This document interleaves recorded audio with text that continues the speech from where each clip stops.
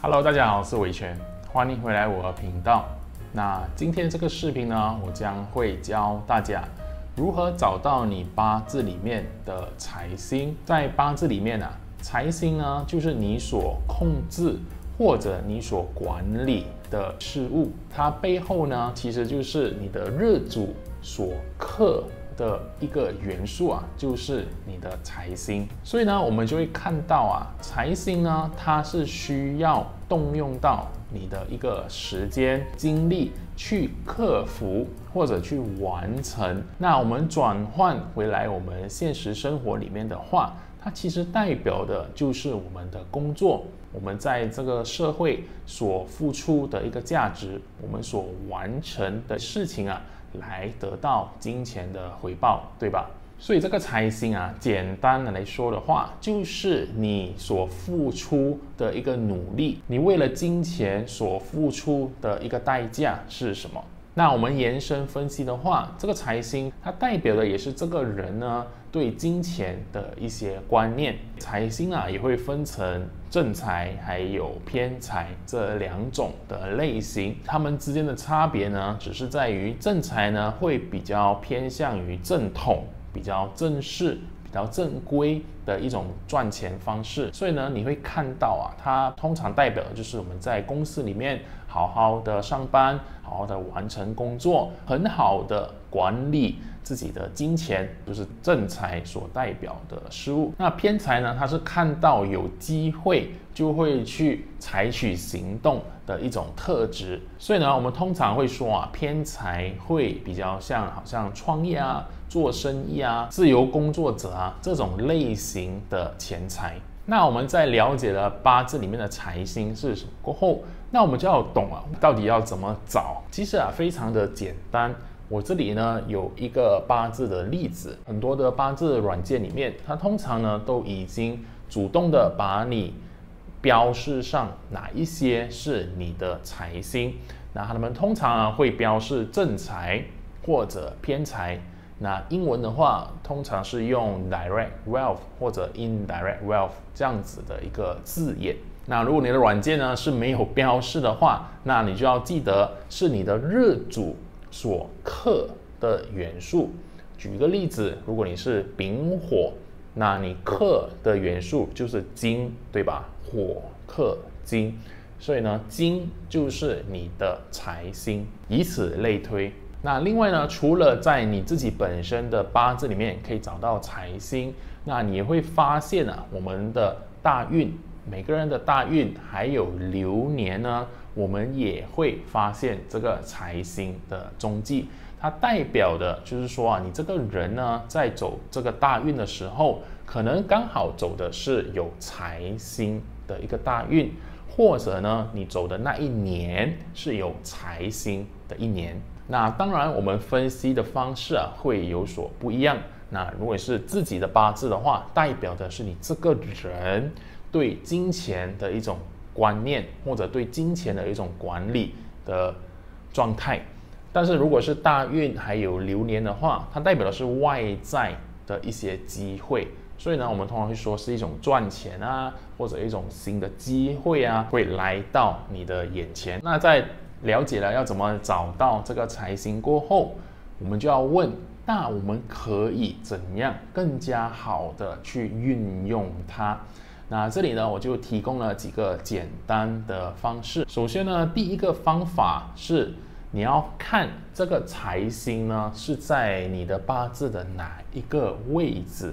那我们八字呢是会分成4个柱子，对吧？我们有年、月、日、时，每一个柱子啊所代表的我们人生的部分啊是不一样的。然后现在呢，你再把你的财星去看，它们到底出现在哪一个柱子，是在年、月、日还是时？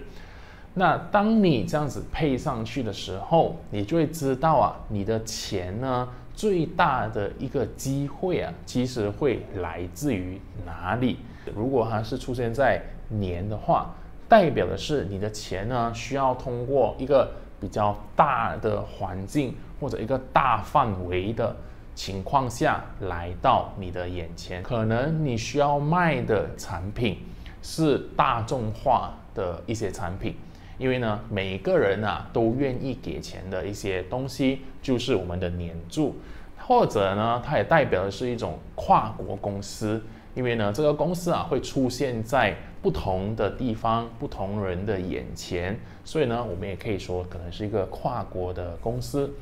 那月柱呢就更小一点点，它呢会比较专注在一个公司里面的情况，所以呢，你要专注的是怎样找到一个好的公司，因为你的主要的钱呢都会来自于这个公司里面。那当然啦，如果你是自己创业、自己做生意的话，也会非常的棒，因为呢，代表的是你非常的有那个动力，在你的事业里面去赚钱，对吧？所以呢，你应该要专注于找到一个好的公司，一个赚钱的公司，来让自己得到最大的金钱回报。如果是热的话，代表的是你这个人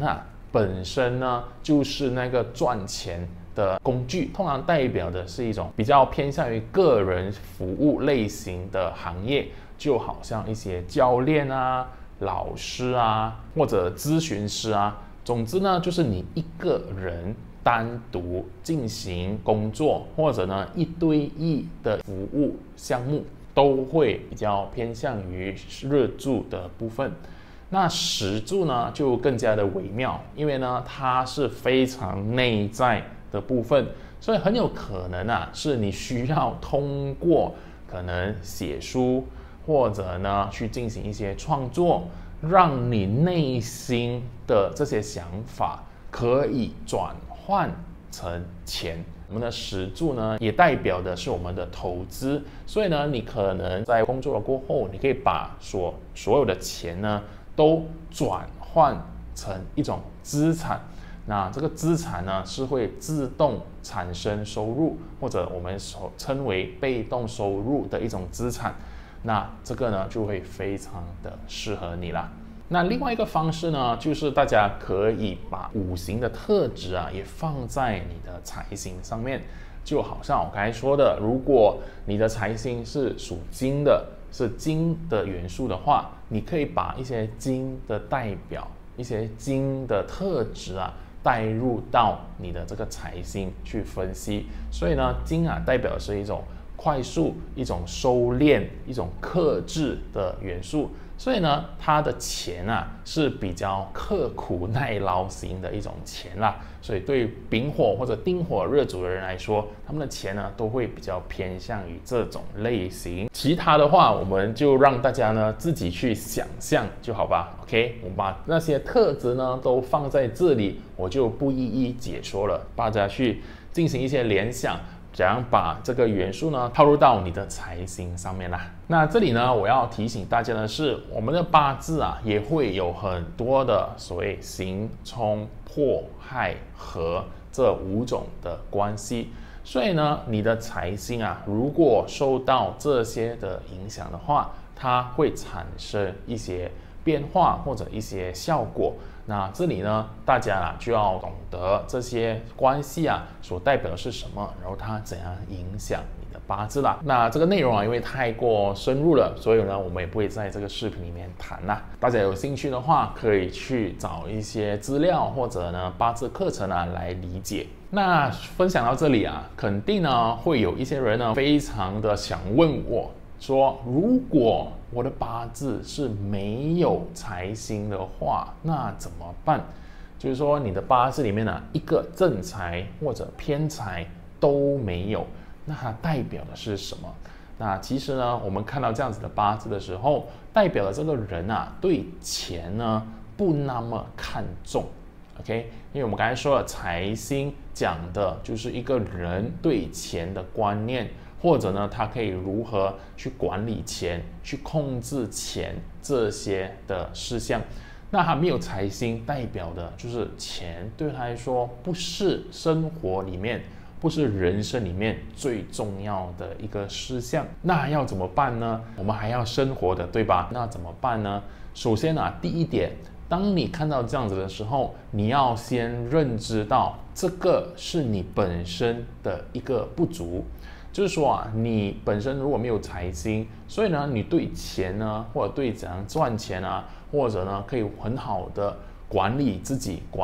的时间，很好的去完成工作，这些部分呢，都是你比较偏弱的部分。那你可以做的就是补足自己这方面的能力，或者呢，找其他人来配合你，帮助你，这是第一点。那第二个呢，其实啊，你的八字呢还是有的补救的。谈到赚钱的话，不一定只是要用财星的这个方式，因为财星啊通常会比较耗我们的能量，让我们这个人呢比较累，我们是需要付出代价、付出精神还有时间啊去管理的事情，才可以得到这个金钱回报。那我们有其他的方式来赚钱的，在八字里面，那他们呢就是我们的食神还有伤官。那如果你的八字没有财星的话，我第二个会关注的元素就是食神还有伤官，它代表的是这个人呢去创造、去创作的一种能量。所以呢，你可以通过你所创造的东西，可能是你的一些产品、你的写作、你拍视频，总之呢是所有你输出的东西，然后用这个输出的东西来换取金钱。OK， 你呢可能对钱啊，对这个卖东西呢没有太强的一个观念，或者没有太大的动力，但是呢你有一个很强要创造的动力，所以呢你就要用这个的部分来换取金钱。也是可以等到你的大运或者流年呢有财星的时候，其实呢你也是可以所谓的补上，好像补在自己的身上，把它吸收进来。那当然了，你要用对的方式，你需要有一个心理准备，是一个非常不舒服的过程。因为呢，这个元素不在你的八字里面的时候，你会感觉非常的不喜欢，或者呢非常的不熟悉。所以当你走在这个大运还有流年的时候，你要有一个心理准备，说 OK， 我可以接受它，我可以让它进入到我的生活，我愿意去放下自己一些原本的模式，然后去学习怎样做更好的自我管理，很好的去完成工作，就是所有财星带给我的一些事项。最后一句话呢，我想提醒大家的是，其实呢有财星不代表就一定是好事，那没有财星呢，也不是一件坏事。更重要的，我们学习这个八字的财星啊，是要知道自己对金钱的这个观念，或者对金钱的一个关系啊是如何。那我们在知道了这个关系，在知道了这个状态过后，我们就可以去思考怎样让自己呢跟它可以更好的相处，或者呢可以更好的去运用它，为自己呢创造你要的财富，无论多或者少。我们有些时候呢，不是每一个人呢都要赚大钱的，对吧？他可能觉得我们生活啊有更大的一个意义，有更重要的一些事情，但是呢，我们又不能没有钱，所以呢，我们就要找到一个自己舒服的，让自己啊可以很轻松的赚到钱，养活自己的一个方式。